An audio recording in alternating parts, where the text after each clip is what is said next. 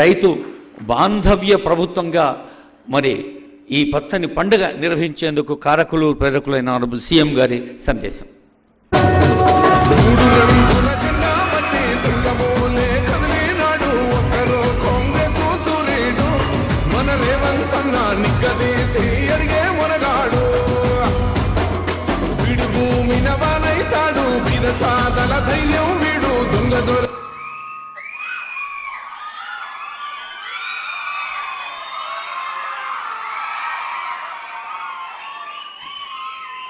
సభాధ్యక్షులు పెద్దలు వ్యవసాయ శాఖ మాత్యులు తుమ్మల నాగేశ్వరరావు గారు, ఈ కార్యక్రమానికి నాతో పాటు ముఖ్య అతిథులుగా విచ్చేసిన మిత్రులు ఉప ముఖ్యమంత్రి వర్యులు బట్టి విక్రమార్క గారు,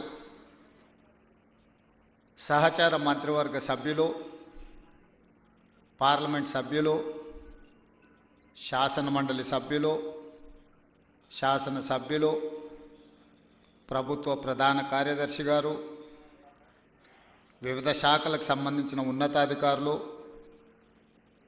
agriculture university vice chancellor అలాస్ Danayya గారు, వ్యవసాయ శాఖ కమిషన్ చైర్పర్సన్ పెద్దలు కోదండ రెడ్డి గారు, అదేవిధంగా ప్లానింగ్ కమిషన్ వైస్ చైర్మన్ పెద్దలు ఈ అగ్రికల్చర్ యూనివర్సిటీ పూర్వపు విద్యార్థి డాక్టర్ జి చిన్నారెడ్డి గారు,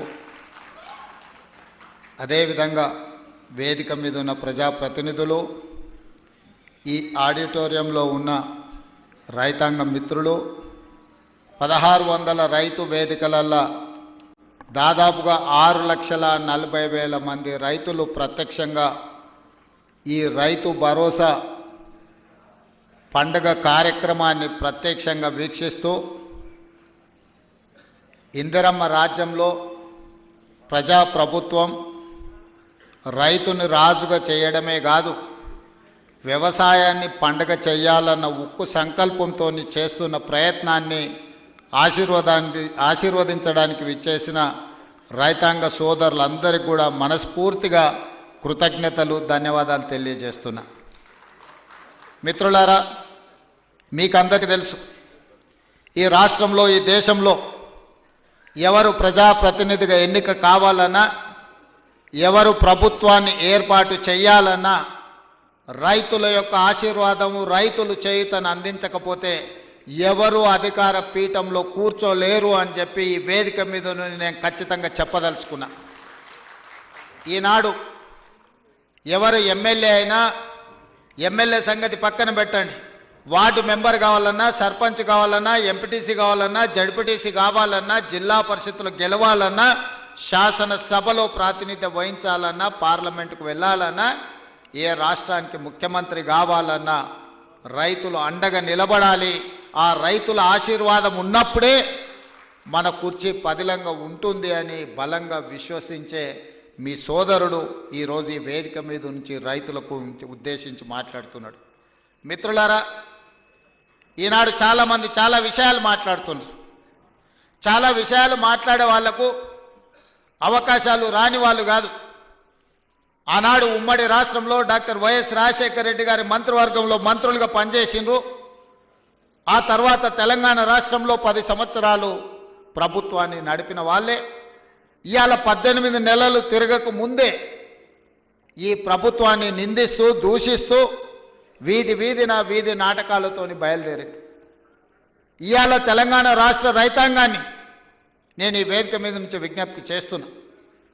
తెలంగాణలో ప్రజాప్రభుత్వం ఇందిరమ్మ రాజ్యం ఏర్పడ్డ తర్వాత గతంలో రైతు రుణమాఫీ గురించి మీకు తెలుసు. 2014లో ₹1,00,000 రైతు రుణమాఫీ చేస్తా అని మాట ఇచ్చి అధికారంలోకి వచ్చిన తర్వాత 4 విడతలుగా నేను ఇస్తాను, ఇప్పుడు నా దగ్గర నిధులు లేవని ఆనాడు మాట్లాడేది. 4 విడతలలో అసలు కంటే మిత్తి తడిసి మోపెడై నెత్తి మీద అప్పు చేతిలో చిప్ప వచ్చే పరిస్థితి రైతులకు ఏర్పడ్డది ఆనాడు. తిరిగి 2018లో మళ్ళీ అదే వాగ్దానం ఇచ్చిండ్రు, ₹1,00,000 రైతు రుణమాఫీ చేస్తాం, మొదటిసారి తప్పు జరిగింది, రెండవసారి తప్పు జరగకుండా మేము చూసుకుంటాం, ₹1,00,000 రైతు రుణమాఫీ చేస్తామని. 5 సంవత్సరాల తర్వాత వెనక్కి తిరిగి చూస్తే 11,500 రూపాయల రైతు రుణమాఫీ చేస్తే 8,500 కోట్ల రూపాయలు మిత్తికే సరిపోయినాయి. 3,000 చిల్లర మాత్రమే ఆనాడు రైతులకు రుణమాఫీ చేశారు. 2 విడతలుగా మొత్తం లెక్క గడితే 10 సంవత్సరాలు 2 విడతలు ఆనాటి ప్రభుత్వం రైతులకు సరాసరిగా అందించింది 16-17 వేల కోట్ల రూపాయలకు ఎక్కువ ఇవ్వలేదు. కానీ మొదటి సంవత్సరంలోనే ప్రజాప్రభుత్వం మీ ఆశీర్వాదంతో వచ్చిన తర్వాత ఎన్నో ఇబ్బందులు ఉన్నా 10 సంవత్సరాలలో ఆనాడు వాళ్ళు చేసిన విధ్వంసం 100 సంవత్సరాలైనా కోలుకోలేని పరిస్థితికి తెలంగాణ రాష్ట్రాన్ని నెట్టేసింది. ఆనాడు ఫీజు రియంబర్స్మెంట్ కావచ్చు, రైతు రుణమాఫీ కావచ్చు, రైతుల గిట్టుబాటు ధర కావచ్చు, ఏ విషయంలో అయినా ఆనాడు తెలంగాణ రాష్ట్రంలో ఆర్థిక విధ్వంసానికి పాల్పడి తెలంగాణ రాష్ట్రాన్ని దిగజారిన ఆర్థిక వ్యవస్థను ఆనాడు మాకు అందించిండ్రు. అయినా మనోస్థైర్యాన్ని కోల్పోలే.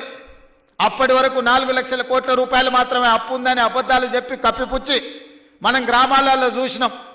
అప్పులకు కూరుకుపోయిన పిల్లగానికి పిల్లనియాలంటే మాకు అప్పులు లేవయా, ఆర్భాటంగా మాకు పెద్ద పెద్ద కార్లు ఉన్నాయి, పెద్ద పెద్ద బంగళాలు ఉన్నాయి, అద్దాల మేడలు ఉన్నాయి. ఈ అద్దాల మేడలు చూసి మా పెద్ద కార్లను చూసి మాకు పిల్లని ఇవ్వండి అని చెప్పి ఊరి మీద కట్నాన్ని ఎక్కువ తెచ్చుకునేటోళ్ళం మనం గ్రామాలలో చూసినాం. అదే విధానాన్ని ఆనాటి ప్రభుత్వంలో పెద్దలు పెద్ద పెద్ద బంగళాలు కట్టిరు, అద్దాల మేడలు కట్టిండ్రు, రంగుల గోడలు చూపించిండ్రు. కానీ రైతుల యొక్క ఆర్థిక వ్యవస్థ చిన్న భిన్నం అయిపోయింది. విద్యార్థులకు ఫీజు రియంబర్స్మెంట్ ఇవ్వలేని పరిస్థితి, రైతులకు రుణమాఫీ చేయలేని పరిస్థితి, రైతులు పండించిన పంటను కొనుగోలు చేయలేని దివాలా పరిస్థితి తెలంగాణ రాష్ట్రంలో ఉండే. ఆనాడు అసెంబ్లీ సాక్షిగా ఆనాటి పెద్ద ఆయన చెప్పిండు, మేమేం సత్రం నడపలేమీడా, రైతులకు మేము పండించిన పంట కొనాలంటే 7,000 కోట్ల రూపాయల నష్టం వచ్చింది, మేమెందుకు కొంటాం, ఓరేసుకుంటే మీరు ఉరేసుకున్నట్టే. ఆనాడు చెప్పిన మాట వాస్తవం కాదా అని నేను మిమ్మల్ని అడుగుతున్నా. మిమ్మల్ని అందరినీ ఒరేసుకోవద్దు, ఒరేసుకుంటే మేము కొనుగోలు చేయం, ఒకవేళ మీరు ఒరేసుకుంటే ఉరేసుకొని చావాల్సిందే అని రైతులకు చెప్పి స్వయంగా వాళ్ళ వ్యవసాయ భూమిలో ఫామ్ హౌస్లో 150 ఎకరాల ఒడ్లు పండిస్తే అవి మొత్తం తీసుకొచ్చి బహిరంగంగా పెట్టిన. ఆనాడు వాళ్ళ పొలంలో పండించిన వడ్లకు 4,200 రూపాయలు ధర ఇచ్చి కొనుగోలు చేసేటోళ్ళు వచ్చారు. మరి మనం పండించిన పంట 200 తక్కువైనా 2,000కు మేము అమ్ముతాం అంటే లేరు, మేము ఐకేపీ కేంద్రాలు తెరవమని చెప్పి ఆనాటి పరిస్థితి, ఆనాటి ప్రభుత్వం రైతులకు పంగనామాలు పెట్టే పరిస్థితి తీసుకొచ్చింది. ఇవన్నీ ఇంకా మర్చిపోలే, ఇప్పుడే ఆనాటి గాయాలు మానిపోలే.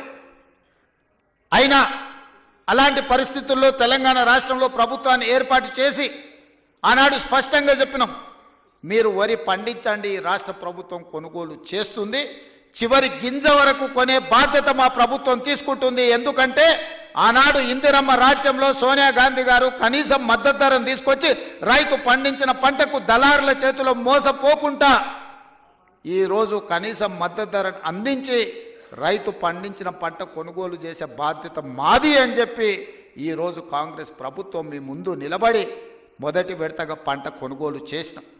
రెండవ విడతకు వచ్చినప్పుడు నేను చెప్పిన పెద్దలు ఉత్తమ్ కుమార్ రెడ్డి గారితో మాట్లాడి, అన్న దొడ్డు బియ్యం తింటలేరు, ఈరోజు గ్రామాలలో చైతన్యం వచ్చింది. రైతులు స్వయంగా 10 రూపాయలు ఖర్చైనా కూలికి పోయి ఉపాధి హామీ కూలీ చేసుకునే పేదలు కూడా ఈరోజు సన్న బియ్యంతో బుక్కడు అన్నం తింటుండ్రు. సన్న బియ్యం మనం ఇవ్వాలి, సన్న బియ్యం ఇవ్వాలి అంటే మన రైతులు సన్న వడ్లు పండించాలి. ఎందుకంటే తెలంగాణలో పండించే వడ్లు నాణ్యమైనవి, శ్రేష్టమైనవి. కానీ దొడ్డు బియ్యం పండిస్తే దొడ్డు బియ్యం తినే పరిస్థితి లేదు. మనము రేషన్ షాపులలో దొడ్డు బియ్యం ఇస్తే మళ్ళీ తిరిగి మిల్లర్లు కొంటుర్రు, లేకపోతే కోళ్ళ దానాకు పోతున్నాయి. దొడ్డు బియ్యం ఇవ్వద్దు, సన్న బియ్యం ఇవ్వాలి అని నేను చెప్పిన. మరి ఏం చేయాలి, సన్న బియ్యం ఇవ్వాలి అని అంటే నేను చెప్పిన, మీరు రైతులకు విజ్ఞప్తి చేయండి, నేను చేస్తా, మీరు చేయండి. ఉప ముఖ్యమంత్రి గారు చేస్తారు, వ్యవసాయ శాఖ మంత్రి గారు చెప్తారు, రైతులకు సన్న వడ్లు పండిస్తే 500 రూపాయల బోనస్ ఇచ్చి ఆ వడ్లను కొంటాము, మాది బాధ్యత అని అంటే నమ్మకంగా, విశ్వాసంగా తెలంగాణ రాష్ట్రంలో పండించిన పంటలో 60% పోయినసారి సన్న వడ్లు మీరు పండిస్తే ఆ సన్న వడ్లను కొన్ని సన్న బియ్యం చేసి ఇవాళ పేదోళ్లకు సన్న బియ్యం రేషన్ షాపులలో పంచుతున్న మాట వాస్తవం కాదా? 6,40,000 కుటుంబాలు ఈరోజు రైతు వేదికలలో ఉన్నారు. ఇవాళ మా అక్కలీడికి వచ్చిండ్రు, రైతులు మాట్లాడినరు, మా ఆడబిడ్డలు మాట్లాడినరు. ఇవాళ పిల్లలకు రేషన్ షాపుల్లో మా ప్రభుత్వం ఇస్తున్న సన్న బియ్యంతో అన్నం పెడుతున్నారా లేదా ఒకసారి ఆలోచన చెయ్యండి. ఇవాళ మా రైతాంగానికి నేను ధన్యవాదాలు చెప్పదలుచుకున్నా. మీరు ఈ ప్రభుత్వం మీద నమ్మకంతో, విశ్వాసంతో బోనస్ ఇస్తారో ఇవ్వరో అని అనుమానం ఉన్నా మీరు సన్న ఒడ్లు పండించిండ్రు కాబట్టి ఆ సన్న ఒడ్లు ఇవాళ బియ్యంగా మారి పేదోళ్ళ కడుపు నింపుతున్నది అని అంటే రైతులు చేసిన ధైర్యం. అందుకే మీరు పండించిన సన్న వడ్లకు 500 రూపాయల బోనస్ ఇచ్చి కొనుగోలు చేసినాం. ఇవాళ ధైర్యంగా నిటారుగా నిలబడి తెలంగాణ రాష్ట్రం నెంబర్ 1 వడ్లు పండించడంలో ఒక్క సంవత్సరంలో 2,80,00,000 మెట్రిక్ టన్నుల వడ్లు పండించి దేశంలోనే మొదటి స్థానంలో, ఒకనాడు ఆంధ్రప్రదేశ్ పంజాబ్ మొదటి స్థానంలో ఉంటే ఇవాళ తెలంగాణ రాష్ట్రం వరి పండించడంలో మొదటి స్థానంలో ఉంది. అందులో సన్న వడ్లు పండించడంలో మనం మొదటి స్థానంలో ఉన్నాం. ఇవాళ మన రైతుల శ్రమ ఊరిక పోలే.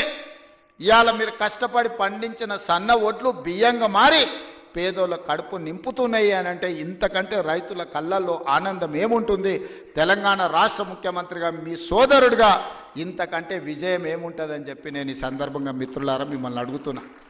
అందుకే ఇవాళ రకరకాల ఇబ్బందులు ఉన్నాయి. చాలామంది ఈరోజు మా బిల్లులు రాలేదంటున్నారు. అక్కడక్కడ మా సర్పంచులు రణగొన ధ్వని చేస్తున్నారు మా బిల్లులు రాలేదని. నేను మా సర్పంచ్ మిత్రులను అడుగుతున్నా, అయ్యా నేను వచ్చే నాటికే మీ కాలం అయిపోయింది సర్పంచుల పదవి. మీ సర్పంచ్ పదవులు, మీరు సర్పంచులుగా చేసిన పనులు మా హయాంలో చేయలే. ఆనాడు మీరు పనిచేస్తే ఆనాడు బిల్లులు చెల్లించండి. ఆయన మీలాకటి బిల్లులు చెల్లించనివి 1,29,000 కోట్ల రూపాయలు నా నెత్తి మీద అప్పు మోపి పొయ్యిండు. మొయ్యలేనంత భారం, నడుము వంగిపోయే పరిస్థితి ఉంది. దాదాపుగా 60,000 కోట్ల రూపాయలు కాంట్రాక్టర్లకు బిల్లులు పెండింగ్ పెట్టిపోయిండు. ఉచిత కరెంటు బిల్లులు 20,000 కోట్లు విద్యుత్ శాఖకు పెండింగ్ పెట్టిపోయిండు. ఇట్లా చెప్పుకుంటూ పోతే ఫీజు రియంబర్స్మెంటు, షాదీ ముబారక్, కళ్యాణ లక్ష్మి ప్రతి దగ్గర దొరికిన కాడల్లా అప్పు చేసిండు, అందిన కాడల్లా టోపీ పెట్టిండు. మొత్తానికి 8,29,000 కోట్ల రూపాయల అప్పు నా నెత్తి మీద మోపి బట్టి విక్రమార్క గారి నడుము వంగిపోయే పరిస్థితి రాష్ట్ర వ్యవస్థను, ఆర్థిక వ్యవస్థను మాకు అప్పచెప్పిండు. ఇన్ని అప్పులు, ఇన్ని తప్పులు చేసి ఇంకా ఇవాళ రోడ్ల మీదకి వచ్చి అడ్డమైన మాటలు మాట్లాడుతున్నారు. ఇవాళ ఈ వాళ్ళు చేసిన అప్పులను, వాళ్ళు చేసిన తప్పులను సరిదిద్దడానికి రోజుకు 18 గంటలు పనిచేసిన సరిపోని పరిస్థితి. ఈ నేపథ్యంలో ఈరోజు సర్పంచులు ఒక పక్కన ఫీజు రియంబర్స్మెంట్, ఇంకొక పక్కన ప్రభుత్వ ఉద్యోగులకు పాపం 35 ఏళ్ళు కష్టపడి ఉద్యోగాలు చేసి వాళ్ళు దాచిపెట్టుకున్న పైసలు, వాళ్లకు రిటైర్మెంట్ బెనిఫిట్స్ ఇవాళ 12,000 కోట్ల రూపాయలు బకాయిలు పెట్టిపోయిన. ఎవరైనా నమ్మకంగా ప్రభుత్వం దగ్గర పనిచేసి 35 సంవత్సరాల తర్వాత రిటైర్ అయిపోతే రిటైర్మెంట్ బెనిఫిట్స్ ఇవ్వాల్సిన పరిస్థితి ఈరోజు రాష్ట్ర ఆర్థిక వ్యవస్థ దెబ్బతిన్నది. ప్రభుత్వ ఉద్యోగస్తులకు, ఒకప్పుడు ప్రభుత్వ ఉద్యోగస్తులకు మొదటి తారీఖు నాడు రిజర్వ్ బ్యాంకు నుంచి సరాసరి వాళ్ళ ఖాతాల్లోకి జీతాలు వెళ్ళేది. గత ప్రభుత్వంలో విడతల వారిగా ఇన్స్టాల్మెంట్లు జీతాలు ఇవ్వాల్సిన పరిస్థితి నుంచి మొదటి తారీఖు నాడు జీతాలు ఇచ్చే పరిస్థితికి మనం తీసుకొచ్చినాం. ఒక్కొక్కటిగా సరిదిద్దుతున్నాం, ఒక్కొక్క వ్యవస్థను ప్రక్షాళన చేస్తున్నాం. ఈరోజు ఉన్న కష్టాలకు ప్రభుత్వ ఉద్యోగులకు రిటైర్మెంట్ బెనిఫిట్స్ ఇవ్వాలంటే కష్టంగా ఉంది. విద్యార్థులకు, కాలేజీలకు ఫీజు రియంబర్స్మెంట్ ఇవ్వాలంటే కష్టంగా ఉన్నది. షాదీ ముబారక్, కళ్యాణ లక్ష్మిని అమలు చేయాలంటే కష్టంగా ఉన్నది. ఆ కష్టాలను ఎదుర్కొంటూనే, సరిదిద్దుకుంటూనే ఈనాడు ఈ రైతుల కోసం 9 రోజుల్లో దాదాపుగా 9,000 కోట్ల రూపాయలు ఇవ్వాలి. అగ్రికల్చర్ యూనివర్సిటీలో మీతో కలిసి ఈ రైతులకు వ్యవసాయం దండగ కాదు, వ్యవసాయం పండుగ చెయ్యాలి. వ్యవసాయం అంటే 10 మందికి సాయం చేసే వృత్తి. వాళ్ళు కష్టాలలో ఉండి వాళ్ళు కాలిపోతున్న 10 మంది కడుపు నింపాలని ఏ రైతాంగం కష్టపడుతుందో ఆ రైతాంగానికి రైతు భరోసా పథకం ద్వారా ఈనాడు ప్రారంభించి 9 రోజులు తిరిగే లోపల దాదాపుగా 9,000 కోట్ల రూపాయలు, 1,49,00,000 ఎకరాలకు 70,11,984 మంది రైతులకు రైతు భరోసా పథకం కింద నగదు బదిలీ చేయడానికి ఈరోజు ఇక్కడికి వచ్చిన మిత్రులారా, ఇన్ని కష్టాలున్నా, ఇన్ని నష్టాలు రాష్ట్ర ప్రభుత్వానికి ఉన్నా రైతాంగాన్ని ఆదుకోవాలి. రైతు బాగుంటే రాజ్యం బాగుంటుంది. ఇవాళ రైతు చేతుల నగదు ఉంటే అప్పులోల చేతుల బలి కాకుంటాడు. అప్పులకు మిత్తీలకు ఇవాళ వెళ్ళి రైతు బలి కాకూడదన్న ఏకైక లక్ష్యంతోనే ఈరోజు ఈ కార్యక్రమాన్ని తీసుకున్నాం. ఇప్పటి వరకు దాదాపుగా రైతు రుణమాఫీ కావచ్చు, లేకపోతే రైతు భరోసా కావచ్చు, అదేవిధంగా వ్యవసాయానికి ఉచిత విద్యుత్తు కావచ్చు, అదేవిధంగా రైతులు పండించిన పంట కొనుగోళ్లు, దాంతోపాటు బోనస్ కావచ్చు, అదేవిధంగా రైతు బీమా కావచ్చు. ఈ 18 నెలలల్లా కొనుగోలుతో సహా మొత్తం కలిపితే 1,01,728 కోట్ల రూపాయలు ఖర్చు పెట్టిన రాష్ట్రం తెలంగాణ రాష్ట్రం. ధైర్యంగా పైసకు లెక్క చెప్తా రేపు అసెంబ్లీలో. 18 నెలల్లో రైతులు పండించిన పంటకు గిట్టుబాటు ధరతో పాటు బోనసు, రుణమాఫీ, రైతు బీమా, రైతు భరోసా కలిపి 1,00,000 కోట్ల రూపాయలు ఖర్చు పెట్టిన ప్రభుత్వం, ప్రజా ప్రభుత్వం, మన ప్రభుత్వం. ధైర్యంగా గ్రామాలకు వెళ్ళి చెప్పండి. ఏ గ్రామంలో అయినా సవాలు విసురుదాం. ఆ 10 సంవత్సరాలలో వాళ్ళు చేసిన రైతు రుణమాఫీ ఎంత, ఒక్క సంవత్సరంలో మనం చేసిన రైతు రుణమాఫీ ఎంత. గ్రామ సభలు పెడదాం, గ్రామాలలో చర్చ పెడదాం. ఆనాడు వాళ్ళు పండించిన పంట కొనుగోలు చేయడానికి ఐకేపీ కేంద్రాలు తెరవకపోతే ఈరోజు 8,000 పైచీలకు ఐకేపీ కేంద్రాలు తెరవడమే కాదు, 48 గంటలు తిరిగే లోపల ఉత్తమ్ కుమార్ రెడ్డి గారు ఏ రైతు పంట అమ్ముకున్నాడో అతని ఖాతాలో నగదు బదిలీ చేయడమే కాదు, 500 రూపాయల బోనస్ ఇచ్చి ఇవాళ రైతుల ఆత్మగౌరవం పెంచే విధంగా ఈరోజు రాష్ట్ర ప్రభుత్వం ప్రయత్నం చేస్తుంది.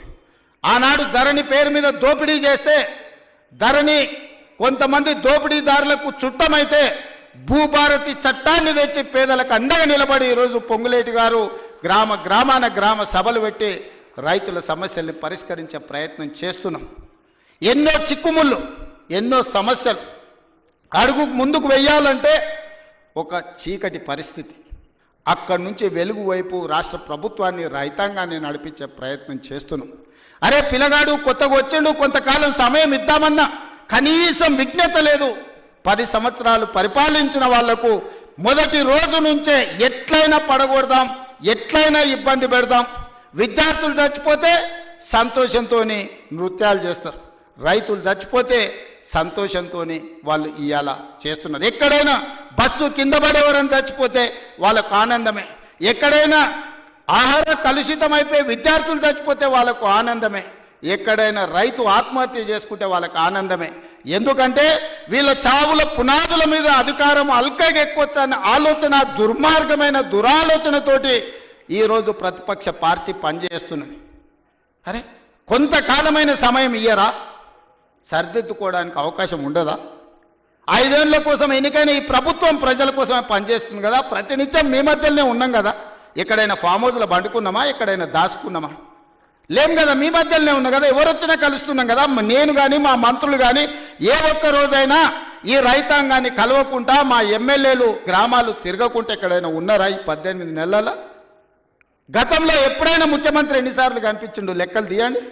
ఎన్నిసార్లు సచివాలయానికి వచ్చిండో మీరు చూడండి. ఈనాటి పరిపాలన చూడండి. అంతెందుకు, టెలిఫోన్ ట్యాపింగ్ గురించి మీకు తెలుసు కదా. భార్యాభర్తలు మాట్లాడుకుంటే కూడా ఫోన్ లేని పరిస్థితి ఆయనలో ఉండే. ఇవాళ మమ్మల్ని బహిరంగకు వచ్చి ఏమన్నా దూషించినా ఫోన్లలో మాట్లాడుకున్నా. మీకు అందరికీ స్వేచ్ఛగా లేరా? ఫోన్లలో భయపడుతారు ఇప్పుడు మాట్లాడానికి. గతంలో ఎట్లుండే, ఇవాళ ఎట్లుంది? ఈ స్వేచ్ఛ 4 కోట్ల తెలంగాణ ప్రజలకు వచ్చిందా, రాలేదా? తెలంగాణ ప్రజలు కోరుకున్నది స్వేచ్ఛ కదా, సామాజిక న్యాయం కదా, సమాన అవకాశాలు కదా. ఈనాడు కులగణన కావచ్చు, లేకపోతే ఎస్సీ వర్గీకరణ కావచ్చు. ఇవాళ మంత్రివర్గంలో 4 దళితులు, ఒక స్పీకర్, 5 మంది ఉన్నారు. ఆ ఎల్లా ఒక ఏకలింగం ఉండే, ఆ ప్రభుత్వంలో. ఇవాళ ఈ వేదిక మీద 5 మంది ఉన్నారు. 4 మంత్రులు, ఒక స్పీకర్, దళిత సామాజిక వర్గం నుంచి ఇవాళ ఈ వేదిక మీద కూర్చున్నారంటే సామాజిక న్యాయం అనేది కాంగ్రెస్ పార్టీతోనే సాధ్యమవుతుంది. సమాన అవకాశాలు ఈ ప్రభుత్వంలోనే ఉంటాయి. 60,000 ఉద్యోగాలు ఇచ్చింది మన పార్టీ, మన ప్రభుత్వం సంవత్సరం తిరిగే లోపల. నేను ఛాలెంజ్ చేస్తున్న, భారతదేశంలో స్వతంత్రం వచ్చినప్పటి నుంచి ఏ రాష్ట్ర ప్రభుత్వమైనా, ఉమ్మడి రాష్ట్రంలో కూడా, ఆనాడు ఆంధ్రప్రదేశ్లో కూడా ఒక్క సంవత్సరంలో 60,000 ఉద్యోగాలు ఇచ్చిన చరిత్ర లేదు. మన ప్రభుత్వం 60,000 ఉద్యోగాలు ఇవాళ ఇచ్చింది. శాఖల వారిగా నేను లెక్క చెప్తా. ఒకప్పుడు ఉద్యోగాల కోసం తెలంగాణ ఉద్యమమే వచ్చింది. ఒకప్పుడు నోటిఫికేషన్ల కోసం లక్షలాది మంది విద్యార్థులు రోడ్ల మీదకి వచ్చింది. కానీ మన ప్రభుత్వం వచ్చిన తర్వాత అన్నా నోటిఫికేషన్లు ఎక్కువైతే కొంచెం ఆలస్యం అన్నీ చదువుకోవాలంటే కష్టమవుతుందా అశోక్ నగర్లో ధర్నాలు చేసిరు. ఆనాటికి ఈనాటికి ఉన్న తేడాను మీరు గమనించండి. ఆ పిల్లల భవిష్యత్తు కోసమే ఈ ప్రభుత్వం ఉంది. మీరే ఈ దేశ ఈ రాష్ట్ర భవిష్యత్తు మీకోసమే ఈ ప్రభుత్వం పనిచేస్తుంది. మీ భవిష్యత్తును తీర్చిదిద్దాలన్నదే మా ఆలోచన. మాకేముంటుంది, మేము అన్ని సాధించినాం, మాకు రావాల్సిన అవకాశాలన్నీ మాకు వచ్చినాయి. ఇంకా మేము కొత్తగా సాధించేది ఏం లేదు. మాకు ఆనందాన్ని ఇచ్చేదే మీ భవిష్యత్తు. మిమ్మల్ని తీర్చిదిద్దుతే మేము విజయం సాధించినట్టే. ఇవాళ మీ అందరి కోసం ఈ రైతుల పిల్లలే ఈరోజు వ్యవసాయ శాఖ యూనివర్సిటీలో చదువుకుంటున్నారు. ఇవాళ డాక్టర్లైనా, లాయర్లైనా, ఇంజనీర్లైనా, ఐఏఎస్ ఐపీఎస్లైనా ఈరోజు ఈ రైతుల పిల్లలే ఈరోజు డాక్టర్లు, లాయర్లుగా రాణిస్తారు. ఇవాళ ఐఏఎస్లలో మన వాళ్ళు ఉండాలి, సివిల్ సర్వీసెస్లో ఉండాలని ఢిల్లీకి వెళ్ళి చదువుకుంటున్న విద్యార్థులకు రాజీవ్ గాంధీ గారి పేరు మీద వాళ్ళకు ఆర్థికంగా సాయం అందించాలి. పేదోళ్ళ పిల్లలు ఢిల్లీలో వెళ్ళి చదువుకోవాలంటే కష్టంగా ఉందంటే సివిల్స్కు ప్రిపేర్ అయ్యే వాళ్ళకు 2 లక్షల రూపాయలు చదువుకునే పిల్లలకు ఆర్థిక సాయాన్ని మన ప్రభుత్వం అందించింది. ఎందుకంటే పేదోళ్ళ పిల్లలు ఈ దేశంలో ఐఏఎస్లు, ఐపీఎస్లు, ఐఎఫ్ఎస్లు అయితే ఏ రాష్ట్రంలో అయినా ఉండని, ఏ కేంద్ర ప్రభుత్వంలో అయినా పనిచేయని, పుట్టిన ఊరికి ఏదన్నా చెయ్యాలనే లక్ష్యంతో పనిచేస్తారని ఆ పిల్లల్ని సివిల్ సర్వీసెస్ వైపు మనం ఈరోజు ప్రోత్సహిస్తున్నాం. అందుకే ఈరోజు ప్రతి శాఖను ప్రక్షాళన చేసుకుంటూ వస్తున్నాం. ప్రతి ప్రయత్నం చిన్న చిన్న తప్పులు ఎక్కడైనా దొర్లినా ఎంబడే సరిదిద్దుకొని వాటిని ముందుకు తీసుకెళ్తున్నాం. మిత్రులారా, ఇవాళ తెలంగాణ రాష్ట్ర ప్రజలకు ఇదొక సంతోషకరమైన శుభదినం. 8-9 రోజుల్లో 9,000 కోట్ల రూపాయలు రైతుల ఖాతాలో పడుతున్నాయంటే నిజంగా రైతులు ఎవరి దగ్గర చెయ్యి చాల్చాల్సిన పని లేదు. ఏ పెట్టుబడికైనా ఇంతకుముందే పెద్ద ఆయన వచ్చి చెప్పిపోయిండు, సార్ ఉత్త ఒడ్లే కాదు, కూరగాయలు పండిస్తే లాభం ఉంది, మొక్క పండిస్తే లాభం ఉంది, ఆలుగడ్డలు పండిస్తే లాభం ఉంది, నేను పెట్టుబడి పెట్టిన దానికంటే నాకు అధికంగా లాభం వచ్చింది, డ్రిప్ ఇవ్వాలని పెద్ద ఆయన వచ్చి చెప్పిపోయిండు. దాని నుంచి మనం నేర్చుకోవాల్సిన అవసరం ఉంది. ఒకప్పుడు డ్రిప్, స్ప్రింక్లర్స్, వ్యవసాయ పనిముట్లు ఆనాడు ఉచితంగా లేకపోతే 90% సబ్సిడీతో కాంగ్రెస్ ప్రభుత్వం ఇచ్చింది. ఇవాళ అవన్నీ మాయమైపోయినాయి. అందుకే మళ్ళీ వ్యవసాయ శాఖ మంత్రి గారికి నేను సూచన చేస్తున్నా, వ్యవసాయ పనిముట్లను రైతులకు అందించి మంచి పంటలు పండించడానికి అవసరమైన కమర్షియల్ క్రాప్స్ను ప్రోత్సహించాల్సిన అవసరం ఉంది. ఎందుకంటే వ్యవసాయం లాభసాటిగా కావాలి. వ్యవసాయం వ్యవసాయ కుటుంబంలో 4 ఉంటే ఒకరు కుటుంబాన్ని చూసుకోవాలి, ఒకరు వ్యవసాయం చూడాలి, ఒకరు ఉద్యోగం చేయాలి, ఇంకొకరు వ్యాపారం చేయాలి. అప్పుడే ఆ కుటుంబం ఆర్థికంగా నిలబడుతుంది. అప్పుడే రాష్ట్రం అభివృద్ధి పదం వైపు నడుస్తుంది. రాబోయే 10 సంవత్సరాలలో తెలంగాణ ఎకానమీని $1 ట్రిలియన్ ఎకానమీ చేయాలంటే వ్యవసాయం లాభసాటిగా మారాలి. రైతుల పెట్టుబడికి 2 లాభం వచ్చినప్పుడే తెలంగాణ రాష్ట్ర ఆర్థిక వ్యవస్థ అభివృద్ధి పదం వైపు నడుస్తుంది.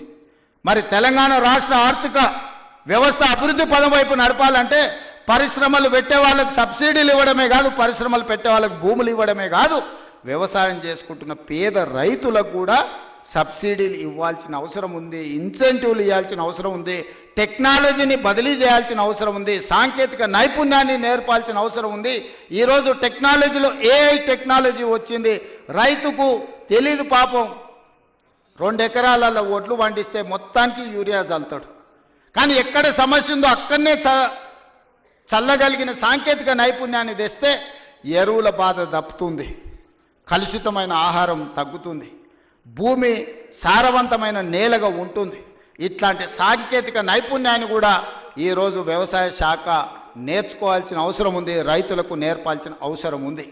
అదేవిధంగా ఈరోజు వ్యవసాయ పంపు సెట్లు సంవత్సరానికి దాదాపుగా 17,000 కోట్ల రూపాయలు ఉచిత విద్యుత్తుకి ఈరోజు మనం ఖర్చు పెడుతున్నాం.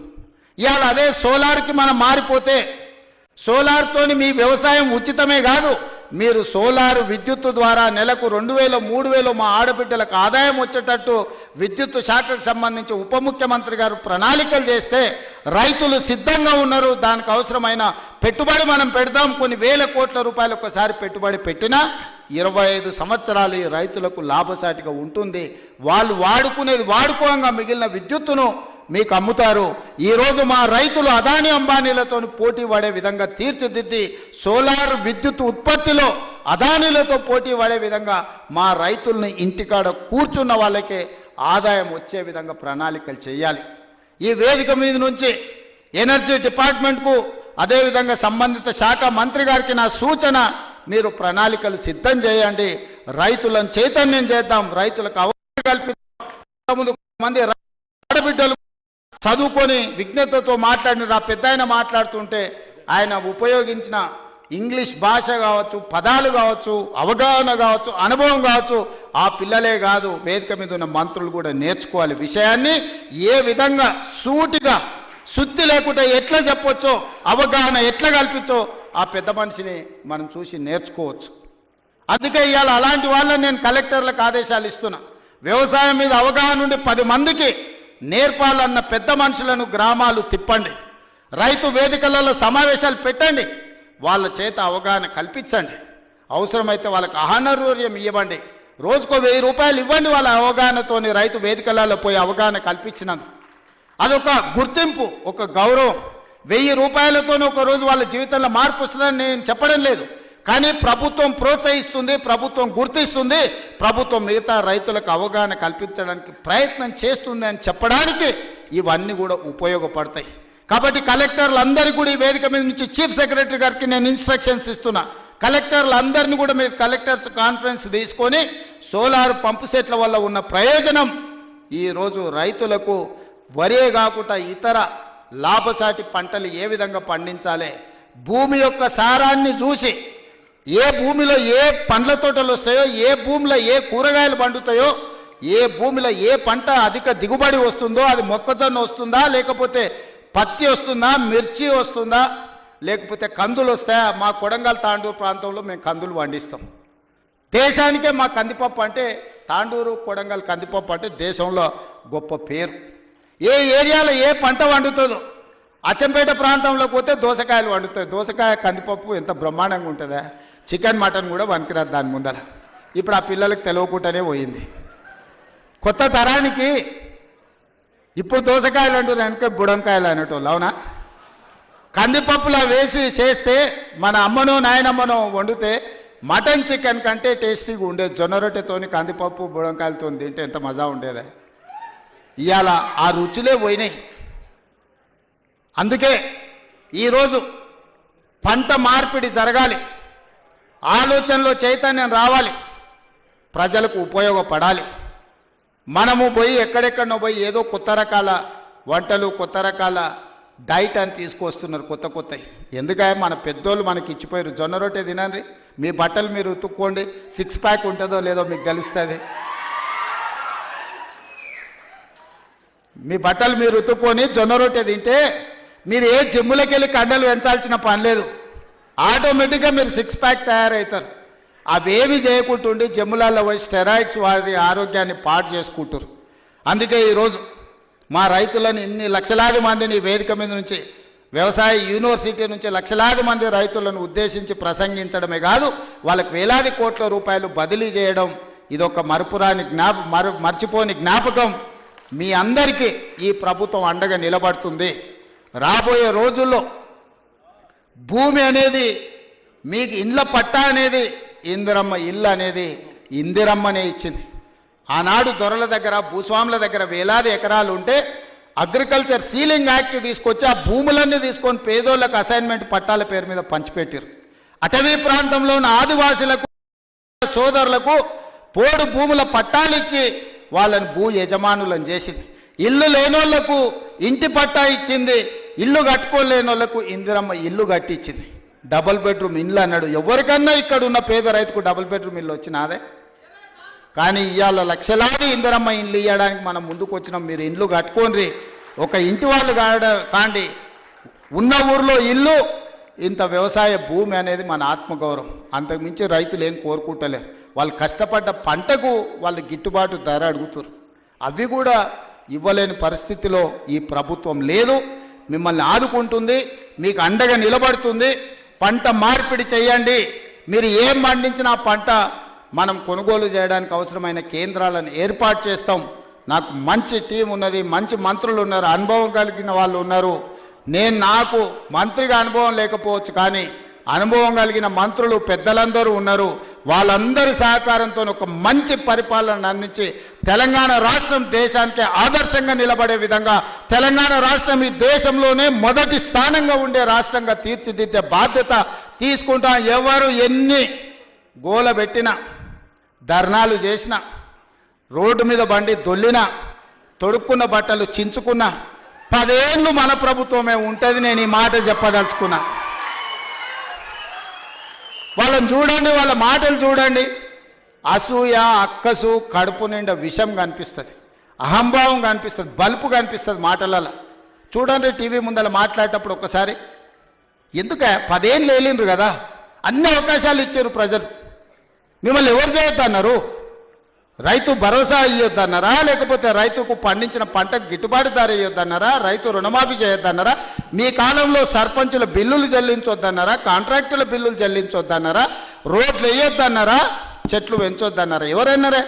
10 ఏళ్ళు మొత్తం మీ ఇష్టారాజ్యంగా పరిపాలన చేసి రాష్ట్రాన్ని రావణ కాష్టంగా మార్చి రాష్ట్రం మొత్తం విధ్వంసం చేసి బొందల గడ్డగా మార్చి ఇంకా సిగ్గు లేకుండా రోడ్ల మీదకి వచ్చి మమ్మల్ని తిట్టే పని చేస్తున్నారు. మీరు ఎన్ని తిడితే ఆ తిట్లన్నీ ఆశీర్వాదం కింద మారుతాయి. అందుకే వాళ్ళని పట్టించుకోవడం మానేసిన నేను. ఎందుకంటే రోడ్డు మీద మనం పోతుంటే అరుస్తూనే ఉంటాయి కొన్ని. అరిసినప్పుడు అరిసిన దానికల్లా వెనక్కి తిరిగి రాయితో కొట్టం కదా. నేను పని చేస్తా, మీరు వాళ్ళ పని చూడండి అని తెలియజేస్తూ మీ అందరి దగ్గర సెలవు తీసుకుంటున్నాను. ఒక నిమిషం.